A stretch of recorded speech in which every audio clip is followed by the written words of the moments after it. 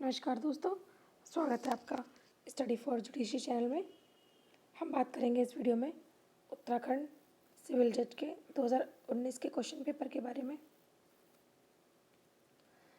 2 video मैंने upload की हुई हैं जिसमें मैंने आपको आईपीसी, हिंदू लॉ और मुस्लिम लॉ के क्वेश्चंस करवाए थे 2019 के। बाकी बचे क्वेश्चन जो है मैं आपको इस वीडियो में करा देती हूँ। वीडियो को लास्ट तक देखिएगा। अगर आप मेरे चैनल पर पहली बार आए हैं तो चैनल को सब्सक्राइब कर लीजिएगा। चलिए देखते हैं पहला प्रश्न। रेस सब जुडिस ये न्यायाधीन शब्दावली है, इससे क्या मतलब है? ऑप्शन ए अपील को रोक दिया जाना, ऑप्शन बी वाद को रोक दिया जाना, ऑप्शन सी आवेदन को रोक दिया जाना या ऑप्शन डी निष्पादन को रोक दिया जाना। इसका सही आंसर क्या होगा? ये होगा ऑप्शन बी वाद को रोक दिया जाना। अगला प्रश्न है, सिविल प्रक्रिया संहिता में प्लीडर कहाँ पर परिभाषित है? प्लीडर की डेफिनेशन कहाँ पर दी हुई है? तो ये दी हुई है ऑप्शन बी 215 में। 215 में प्लीडर की डेफिनेशन है। 27 में सरकारी प्लीडर की परिभाषा है। 215 में प्लीडर है। 217 में लोक अधिकारी की डेफिनेशन है और 211 में विधिक प्रतिनिधि की डेफिनेशन है। अगला प्रश्न देखते हैं,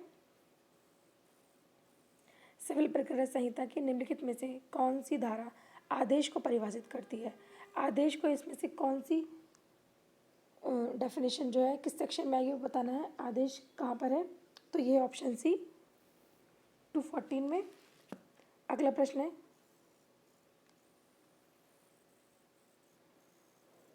सिविल प्रक्रिया संहिता की निम्न में से कौन सी धारा दीवानी न्यायालय के धनीय अधिकारिता से संबंधित है? तो इसका सही आंसर होगा ऑप्शन सी सेक्शन 6। धन संबंधी अधिकारिता जो है सेक्शन 6 में है। सेक्शन 4 में है सेविंग्स। सेक्शन 5 में है संहिता का राजस्व न्यायालयों को लागू होना। अगला प्रश्न है, सिविल प्रक्रिया संहिता की धारा 115 प्रावधान करती है। 115 में क्या है? इसका सही आंसर होगा ऑप्शन ए पुनरीक्षण। 115 में है पुनरीक्षण। अगला प्रश्न है, सिविल प्रक्रिया संहिता का कौन सा प्रावधान यह कहता है कि एक व्यक्ति समान हित के लिए सबकी तरफ से वाद संस्थित कर सकता है या बचाव कर सकता है? बताना है किस आदेश और किस नियम में ये बात कही गई है। इसका सही आंसर होगा ऑप्शन डी आदेश 1 नियम 8। अगला प्रश्न है, सिविल प्रक्रिया संहिता की धारा 15 के अंतर्गत सभी वाद दायर किए जाएंगे। सेक्शन 15 के अनुसार सभी वाद कहाँ दायर किए जाएंगे? तो इसका आंसर होगा ऑप्शन बी निम्न श्रेणी के न्यायालय में, निम्नतम श्रेणी के न्यायालय में। ऑप्शन बी इसका सही आंसर होगा। ये धारा 15 में है।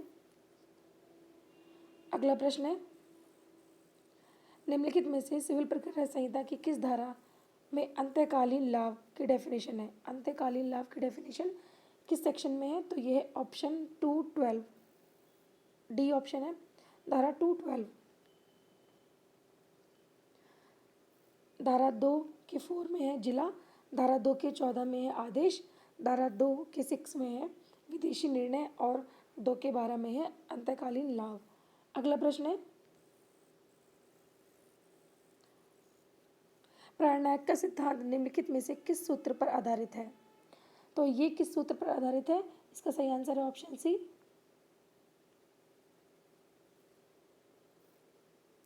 इंटरेस्ट रिपब्लिका अट सिट फिनिस लिटियम, ये इस पर आधारित है। अगला प्रश्न है, एक डिग्री निष्पादित कराई जा सकती है। ये डिग्री जो है किसके द्वारा निष्पादित कराई जा सकती है? तो इसका सही आंसर होगा ऑप्शन डी या तो उसे पारित करने वाला न्यायालय या जिसे वह भेजी गई हो उसके द्वारा। ऑप्शन डी इसका सही आंसर होगा। अगला प्रश्न है, सिविल प्रक्रिया संहिता में मुजरा और प्रतिदावा से संबंधित उपबंध निम्नलिखित में से किस आदेश में अंतर्दिष्ट है? तो इसका सही आंसर ऑप्शन सी है आदेश 8 में। आदेश 8 के नियम 6 का में। अगला प्रश्न है, लिखित कथन का अर्थ है, इसमें से लिखित कथन का अर्थ क्या होगा? सही आंसर होगा इसका ऑप्शन सी वादी का वाद। अगला प्रश्न है, सिविल प्रक्रिया संहिता के अंतर्गत जहां एक व्यक्ति जो वाद का एक आवश्यक पक्षकार है उसे पक्षकार के रूप में संयोजित नहीं किया जा सकता। इसमें नहीं कट गया है, इसका नहीं किया जाता है। यह मामला किसका है? तो यह असंयोजन का मामला है। अगला प्रश्न है, सिविल प्रक्रिया संहिता की धारा 80 का प्रावधान क्या है? धारा 80 में क्या है? इसका सही आंसर होगा ऑप्शन ए, आज्ञापक है धारा 80। अगला प्रश्न है, सिविल प्रक्रिया संहिता के निम्न प्रावधानों में से कौन सा शपथ पत्र से संबंधित है? शपथ पत्र से संबंधित जो धारा है ये है आदेश 19, ऑप्शन बी। आदेश 17 में है स्थगन, 19 में है शपथ पत्र, 26 में है कमीशन और 39 में है मूल डिक्रियाँ, 39 में मूल डिक्रियों की अपीलें। अगला प्रश्न है, सिविल प्रक्रिया संहिता की धारा 25 निम्न में से किसका प्रावधान करती है? धारा 25 ये प्रावधान करती है ऑप्शन ए, वादों के अंतरण की उच्चतम न्यायालय की शक्तियाँ। अगला प्रश्न है, सिविल प्रक्रिया संहिता की धारा 80 के अंतर्गत सूचना जब वह रेलवे से संबंधित हो निम्नलिखित में से किस पर तामील की जाएगी? तो ये की जाएगी, इसका आंसर ऑप्शन सी, संबंधित रेल के महाप्रबंधक को, जो वहाँ का मैनेजमेंट होगा। अगला प्रश्न है, जहाँ न्यायालयों की अधिकारिता की स्थानीय सीमाएं अनिश्चित हैं वहाँ वाद के संस्थित किए जाने के स्थान का निर्णय होगा। तो ये होगा ऑप्शन सी, सिविल प्रक्रिया संहिता की धारा 18 के अंतर्गत। नेक्स्ट है, सीपीसी की निम्न धाराओं में से किसमें लोक खैरात से संबंधित वादों के लिए प्रावधान है? इसका सही आंसर ऑप्शन बी, धारा 92 से 93 में। नेक्स्ट है, सिविल प्रक्रिया संहिता की धारा 152 न्यायालयों के निर्णयों, डिक्रियों या आदेशों के संशोधन की शक्ति प्रदान करती है जो कि संबंधित है। ये संबंधित है केवल लेखन या गणितीय संबंधित भूलों से, केवल किसी आकस्मिक भूल या लोप से उत्पन्न होने वाली त्रुटि से। इसका सही आंसर ऑप्शन सी होगा, ए और बी दोनों। अगला है, सीपीसी के निम्न में से कौन से आदेश और नियम विवादकों की विरचना का प्रावधान करते हैं? विवादकों की विरचना का प्रावधान करते हैं ऑप्शन ए। नेक्स्ट क्वेश्चन है, न्यायालय के बाहर विवादों के निपटारे के निम्न माध्यमों में से कौन सा सिविल प्रक्रिया संहिता की धारा 89 में प्रावधानित नहीं है? इसमें से कौन सा है जो नहीं है? इसका सही आंसर है ऑप्शन बी, वार्ता। इसके अलावा तीनों इसमें प्रावधानित है। नेक्स्ट क्वेश्चन है, सीपीसी के निम्न में से किस प्रावधान में आणविक प्राज्ञान की व्याख्या की गई है? तो इसका सही आंसर होगा ऑप्शन बी, धारा 11 का स्पष्टीकरण 4th, इसमें प्राणन्याय की परिभाषा है। अगला प्रश्न है, सीपीसी के निम्न में से किस प्रावधान के अंतर्गत वाद पत्र का निस्तारण बताया गया है? वाद पत्र का निस्तारण ये बताया गया है आदेश 7 नियम 11 में। नेक्स्ट है, सीपीसी की किस धारा में कैविएट दायर करने का अधिकार प्रदान किया गया है? ये कैविएट दायर करने का प्रावधान जो है ये है ऑप्शन बी, धारा 148 ए में। अगला प्रश्न है, यहाँ से सीआरपीसी प्रश्न स्टार्ट हो जाते हैं। अगला है, दंड प्रक्रिया संहिता के किस धारा में यह बताया गया है कि भारतीय दंड संहिता के अंतर्गत सभी अपराधों का अन्वेषण, जांच, विचारण अपराध प्रक्रिया संहिता के उपबंधों के अनुक्रम किए जाएंगे? इसका सही उत्तर होगा ऑप्शन बी, धारा 4 में। अगला प्रश्न है, सीपीसी की किस धारा में यह व्यवस्था की गई है कि उच्च न्यायालय आपराधिक न्यायालय हो सकते हैं? इसमें ये बताया गया है ऑप्शन ए, धारा 6 में। नेक्स्ट क्वेश्चन है, किसी जनपद में सत्र न्यायालय स्थापित करने का प्राधिकार किसे दिया गया है? किसी जनपद में सत्र न्यायालय स्थापित करने का अधिकार दिया गया है राज्य सरकार को, ऑप्शन सी। नेक्स्ट क्वेश्चन है, सत्र न्यायालय के पीठासीन अधिकारी की नियुक्ति कौन करेगा? सत्र न्यायालय के पीठासीन अधिकारी की नियुक्ति करेगा ऑप्शन बी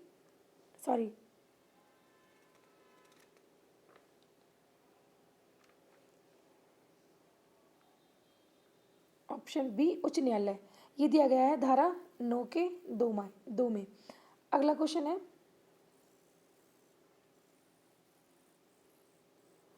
जनपद के मुख्य न्यायिक मजिस्ट्रेट की नियुक्ति कौन करेगा? जनपद के मुख्य न्यायिक की नियुक्ति जो है ये ऑप्शन बी उच्च न्यायालय करेगा, धारा 12(1) में बताया है। अगला प्रश्न है, एक जनपद में कितने वर्ग के आपराधिक न्यायालय होंगे? तो ये होते हैं ऑप्शन, इसमें आएगा ऑप्शन सी 4।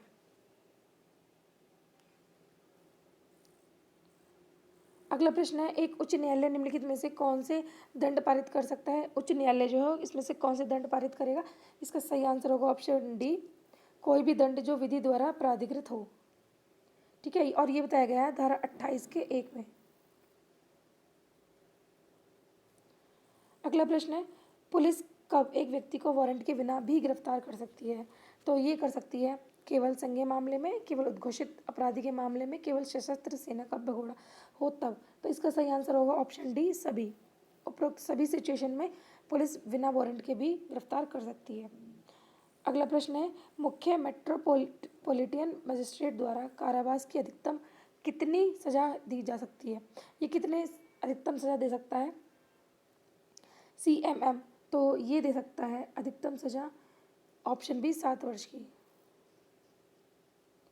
अगला प्रश्न है, DK बसु बनाम पश्चिम बंगाल राज्य नामक ये एक वाद था, ये किससे संबंधित वाद है? इसमें क्या दिशा निर्देश बताए गए थे? तो इसमें बताए गए थे व्यक्तियों की गिरफ्तारी के बारे में, इसके दिशा निर्देश बताए गए थे।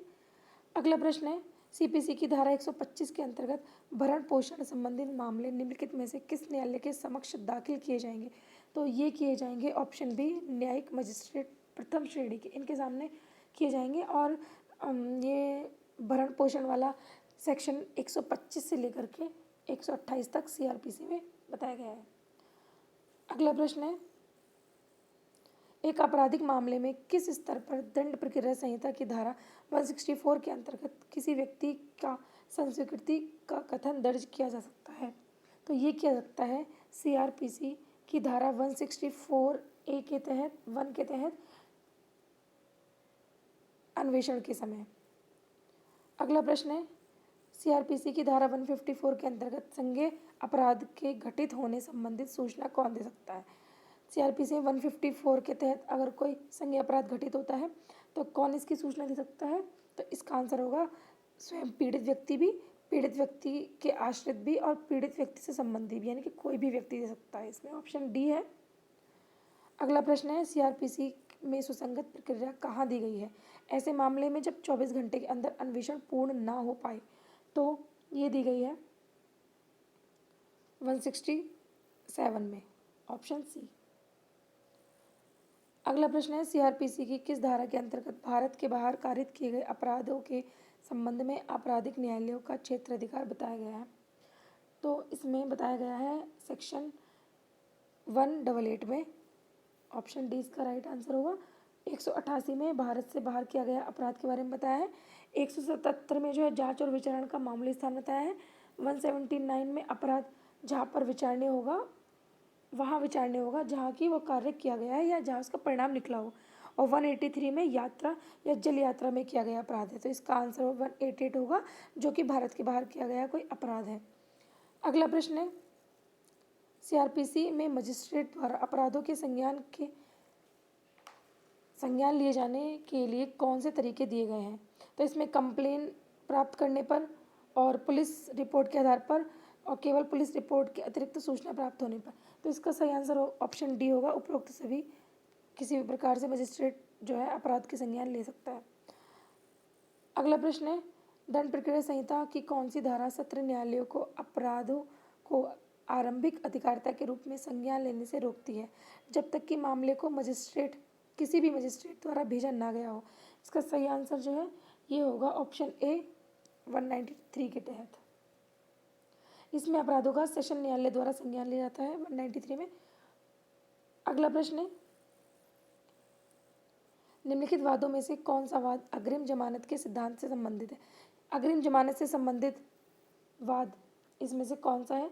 तो सही आंसर है इसका ऑप्शन बी गुरुबख्श सिंह सिबिया बनाम पंजाब राज्य।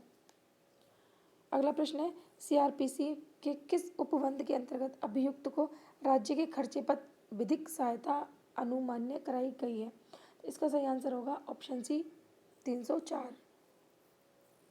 304 में कुछ मामले में जो है राज्यों के व्यय पर विधिक सहायता है।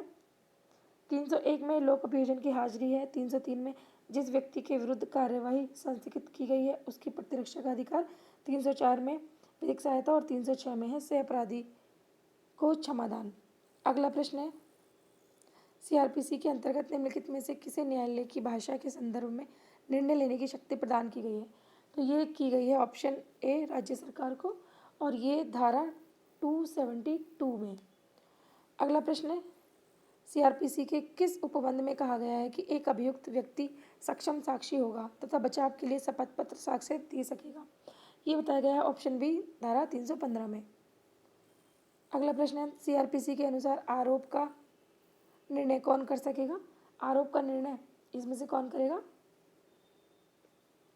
तो ये करेगा लोक अभियोजक, ऑप्शन बी लोक अभियोजक। नेक्स्ट क्वेश्चन है, संक्षिप्त विचारण में न्यायालय किस विचारण प्रक्रिया का अनुसरण करेगी? संक्षिप्त विचारण में ये करेगी ऑप्शन सी समन विचारण प्रक्रिया के द्वारा। अगला प्रश्न है, सीआरपीसी की निम्नलिखित धाराओं में से कौन सी धारा अपराधियों को अच्छे आचरण पर परिवीक्षा पर छोड़े जाने से संबंधित है?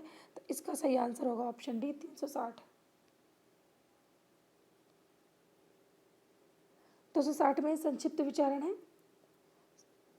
350 में समन के पालन में साक्षी की हाजिरी न होने पर उसे दंडित करने के लिए संक्षिप्त विचारण है। 356 में पूर्ववर्तन दोष सिद्धि अपराधी को अपने पते की सूचना देने का आदेश, और 360 में है सदाचार की परिवीक्षा पर छोड़ना या फिर भर्त्सना के पश्चात छोड़ दिया जाना 360 में है। अगला प्रश्न है, निम्नलिखित वादों में से कौन सा संस्वीकृति से संबंधित नहीं है?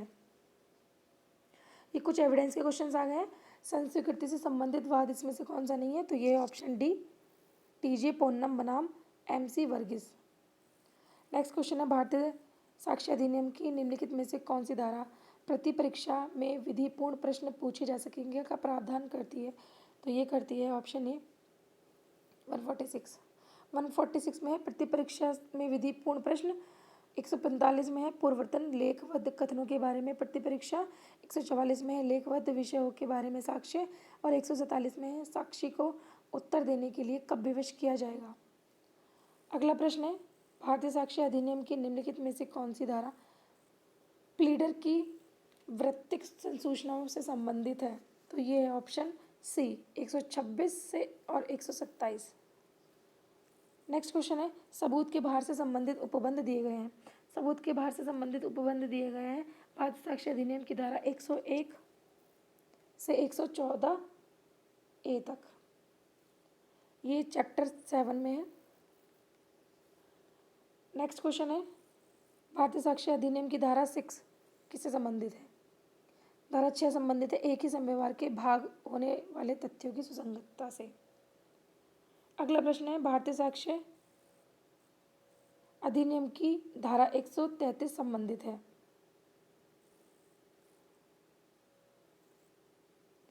भारतीय साक्ष्य अधिनियम की धारा 133 किससे संबंधित है?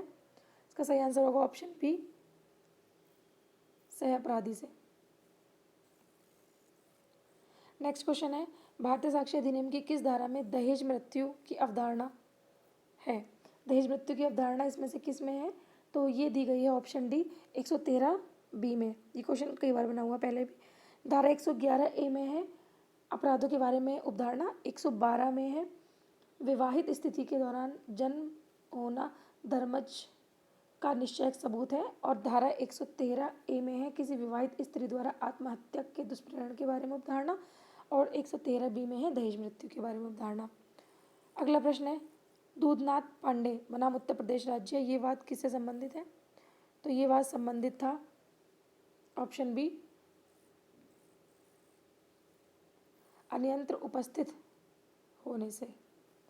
अगला प्रश्न है, शिनाख्त परेड से संबंधित महत्वपूर्ण वाद इसमें से कौन सा है? आइडेंटिफिकेशन परेड से संबंधित वाद जो है ये है ऑप्शन ए, रामनाथन बनाम तमिलनाडु राज्य। नेक्स्ट क्वेश्चन है, निम्नलिखित में से किसे प्राथमिक साक्ष्य कहा जाएगा? प्राथमिक साक्ष्य किसको कहा जाएगा? मूल का छायाचित्र, प्रमाणित प्रति, किसी दस्तावेज का मौखिक वृत्तांत या फिर हस्तलिखित पत्र। इसका सही आंसर ऑप्शन डी होगा, हस्तलिखित पत्र को प्राथमिक साक्ष्य कहा जाएगा। नेक्स्ट क्वेश्चन है, भारतीय साक्ष्य अधिनियम की निम्न धाराओं में से किसे धारा को सूचना प्रौद्योगिकी अधिनियम 2000 की धारा 92 तथा अनुसूची 2 से जोड़ा गया है? ये जोड़ा गया था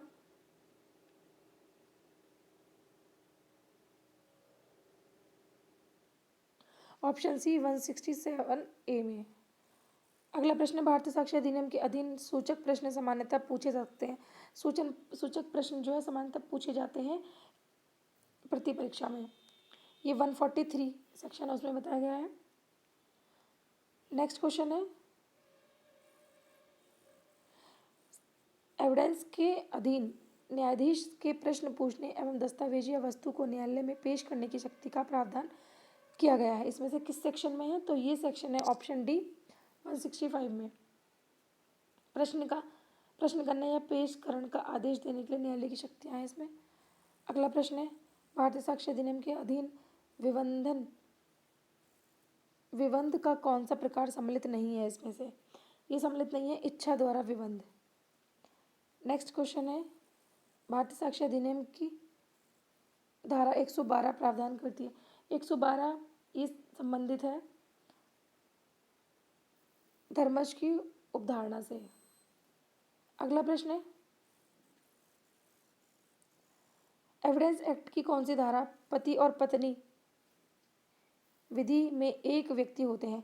ये बताया है इसमें, तो ये बताया गया है धारा 122 में। भारतीय साक्ष्य अधिनियम की किस धारा के अंतर्गत न्यायाधीश साक्ष्य की ग्राह्यता के बारे में निश्चय करेगा? साक्ष्य की ग्राह्यता के बारे में न्यायाधीश किस सेक्शन में निश्चय करेगा? तो ये बताया गया है 136 में, ऑप्शन बी। नेक्स्ट क्वेश्चन है, निम्नलिखित में से कौन सा वाद भारतीय साक्ष्य अधिनियम की धारा 32(1) से सीधे संबंधित है? 32(1) से सीधे संबंधित जो है ये ऑप्शन डी, पाकला नारायण स्वामी बनाम एम्परर। अगला क्वेश्चन है, भारतीय साक्ष्य अधिनियम में पक्षद्रोही साक्षी की चर्चा की गई है। पक्षद्रोही साक्षी की चर्चा की गई है सेक्शन 154 में। नेक्स्ट क्वेश्चन है, क्वीन एम्परर बनाम अब्दुल्ला का वाद संबंधित है। ये संबंधित है मृत्युकालिक कथन से, ऑप्शन डी। नेक्स्ट क्वेश्चन है, भारतीय साक्ष्य अधिनियम के अंतर्गत सही विकल्प चुनना है। नेक अपेक्षा सेक्शन 87 में, निजी दस्तावेज सेक्शन 75 में, स्वीकृति सेक्शन 48 में, सह अपराधी 132 में। इसमें सही बताना है कौन सा है? तो सही है वो ऑप्शन बी, निजी दस्तावेज 75 में है। प्राइवेट डॉक्यूमेंट 75 में है। प्राइवेट और निजी दोनों ये 75 में ही है।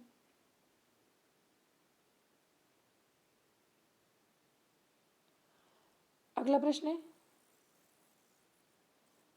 एविडेंस की धारा 114A निम्नलिखित में से किस निर्णय के विरुद्ध व्यापक प्रदर्शन के बाद जोड़ी गई है?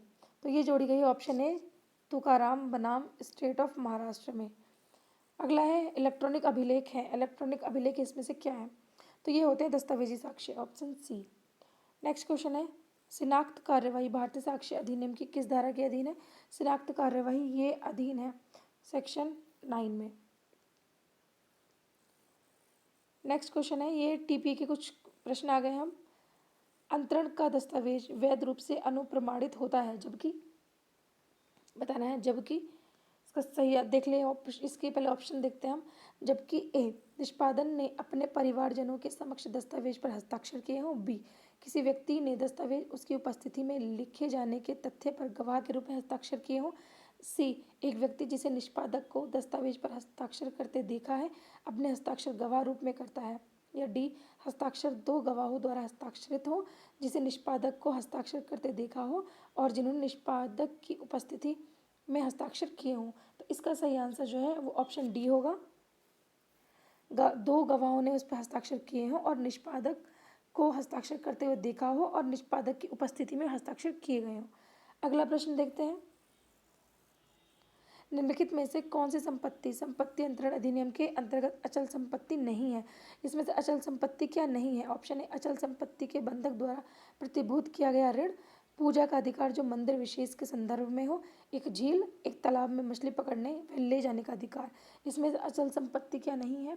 तो वो है ऑप्शन बी, पूजा का अधिकार जो मंदिर विशेष के संदर्भ में हो। ये अचल संपत्ति नहीं है, चल संपत्ति है। अगला प्रश्न है, निम्नलिखित में से कौन सा एक अनुयोज्य दावा नहीं है? इसमें से अनुयोज्य दावा क्या नहीं है बताना है। कोई ऋण जिसके लिए न्यायालय द्वारा दी गई डिक्री, अचल संपत्ति के किराए की बकाया राशि का दावा, दोनों या फिर दोनों में से कोई नहीं। इसका सही आंसर होगा ऑप्शन ए, कोई ऋण जिसके लिए न्यायालय द्वारा की गई कोई भी डिक्री, ये अनुयोज्य दावा नहीं है। अगला प्रश्न है, टीपीए के अधीन संपत्ति का अंतरण में क्या सम्मिलित है? इसमें से क्या आता है? संपत्ति के अंतरण में विभाजन, समर्पण या पारिवारिक समझौता। ये आता है ऑप्शन डी, इसमें से कोई भी नहीं, क्योंकि टीपीए जो है वो संपत्ति के अंतरण के बारे में बात करता है, विभाजन, समर्पण या पारिवारिक समझौते के बारे में नहीं। अगला प्रश्न है, संपत्ति अंतरण अधिनियम के अंतर्गत निम्नलिखित में से किसी संपत्ति के अंतरण हेतु वैध प्रतिफल के रूप में मान्यता नहीं है? इसमें से किसको नहीं है? तो सही आंसर है इसका नैसर्गिक प्रेम एवं विवाह, चल संपत्ति और कलाविधीय रूप से की जाने वाली सेवा। उपरोक्त सभी इसका आंसर होगा। नेक्स्ट प्रश्न है, वह नियम जो पश्चातवर्ती बंधक ग्रहीता को अधिकृत करता है कि वो दो संपत्तियों के पूर्ववर्ती बंधक ग्रहीता को बाध्य कर सके कि वे पूर्वक बंधक ऋण को ऐसी संपत्ति से संतुष्ट कराएं जो कि पश्चातवर्ती बंधक ग्रहीता के पास बंधक नहीं है। ऐसे नियम को हम क्या बोलेंगे? ऐसे नियम को बोला जाता है क्रमबंधक, ऐसे नियम को बोलता है क्रमबंधक। सेक्शन 81 में है ये। अगला प्रश्न है, टीपीए के अंतर्गत एक भार क्या है? एक भार इसमें से क्या है? तो ये भार होता है अचल संपत्ति पर ही सृजित होता है। अगला प्रश्न है, पट्टे का पर्यावसान होता है। पट्टे का पर्यावसान क्या होता है? पट्टे का पर्यावसान होता है ये विलयन द्वारा, संप्रहण द्वारा और अभ्यपरण द्वारा। तो सही आंसर इसका ऑप्शन डी होगा, ये सभी के द्वारा। अगला प्रश्न है, निम्नलिखित में से कौन सा सम्मिलित नहीं है? इसमें से जो सही नहीं है बताना है। संचय के लिए निर्देशन, ये सही है। बंधककर्ता की पट्टा करने की शक्ति जो है, बंधककर्ता की पट्टा करने की शक्ति जो है ये 165 के ए में है, ये भी सही है। एक सहस्वामी द्वारा अंतरण, ये भी सही है, परंतु धन का विनिमय ये 120 में नहीं है, ये 119 में है। सही आंसर इसका डी होगा। अगला प्रश्न है, अंतरण के कौन से प्रकार के लिए लिखित विलेख में दो साक्ष्यों द्वारा अनुप्रमाणन को संपत्ति अंतरण में बाध्यकारी प्रावधानित किया गया है? सही आंसर होगा इसका ऑप्शन डी, उपरोक्त सभी।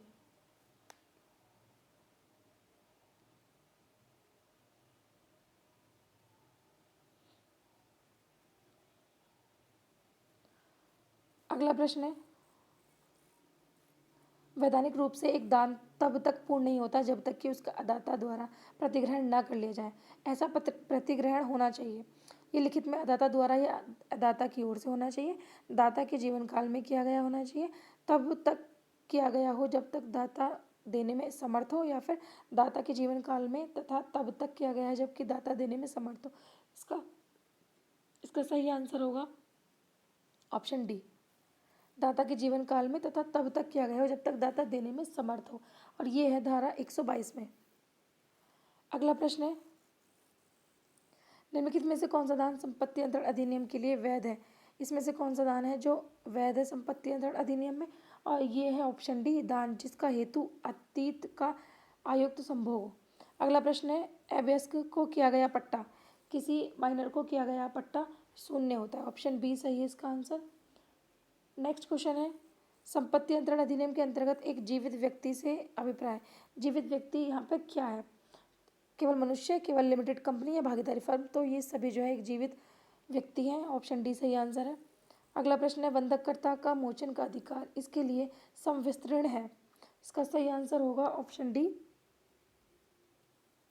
बंधककर्ता का दस्तावेजों की जांच में प्रस्तुतिकरण के प्रति अधिकार, बंधक ग्रहीता का पूर्वबंध अथवा विक्रय का अधिकार, बंधककर्ता का पृथकतः तथा सब एक साथ मोचन करने का अधिकार। ये ऑप्शन डी सही है इसका आंसर। अगला प्रश्न है, निम्नलिखित में से कौन विलक्षण बंधक की कोटि में आ सकता है? विलक्षण बंधक की कोटि में इसमें से क्या आएगा? केवल सशस्त्र सशर्त विक्रय द्वारा भोग बंधक, केवल सादा भोग बंधक, उपरोक्त दोनों या उपरोक्त में से कोई नहीं। सही आंसर ऑप्शन सी होगा दोनों। ये दोनों ही विलक्षण बंधक की कोटि में आ सकते हैं। अगला प्रश्न है, एक वर्ष से अधिक की अवधि के लिए एक मकान का पट्टा किया जा सकता है। ये किया जा सकता है केवल पंजीकृत विलेख के द्वारा। ऑप्शन ए इसका सही आंसर है। नेक्स्ट क्वेश्चन है, शाश्वतता के विरुद्ध नियम का उद्भव इस बात से हुआ था। ये शाश्वतता के विरुद्ध नियम ये किस बात से उद्भव हुआ था? तो ये हुआ था कार्ल बनाम टॉमर के नाम से। अगला प्रश्न है, किसी व्यक्ति को एक ही समय में अनुमोदन और अस्वीकार करना अनुमत नहीं होता है। इस नियम ने निम्नलिखित में से किसे आधार प्रदान किया? तो ये किया था ऑप्शन सी निर्वाचन का सिद्धांत से।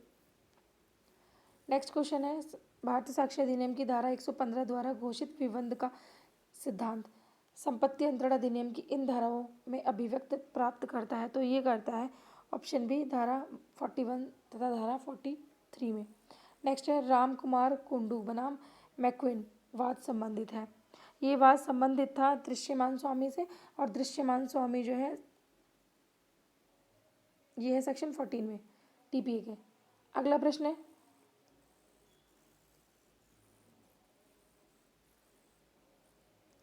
संपत्ति अंतरण अधिनियम के अंतर्गत पूर्वबंध का उपचार निम्न बंधकों में से किस में उपलब्ध है?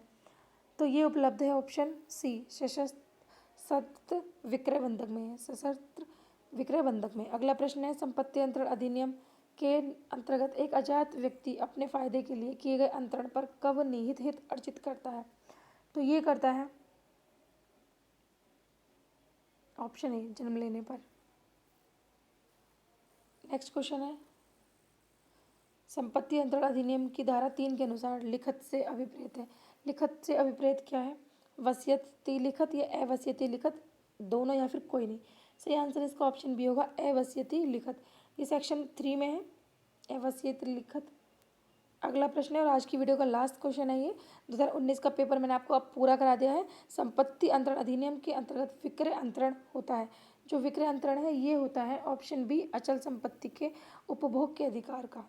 तो ये मैंने आपको 200 क्वेश्चंस पूरे करा दिए हैं जो कि 2019 के यूके सिविल जज के एग्ज़ाम में पूछे गए थे। उम्मीद करती हूँ आपको वीडियो पसंद आई होगी, क्वेश्चन समझ में आए होंगे। वीडियो अच्छी लगे तो इसको लाइक करना, शेयर करना और चैनल सब्सक्राइब कर लेना। Thank you.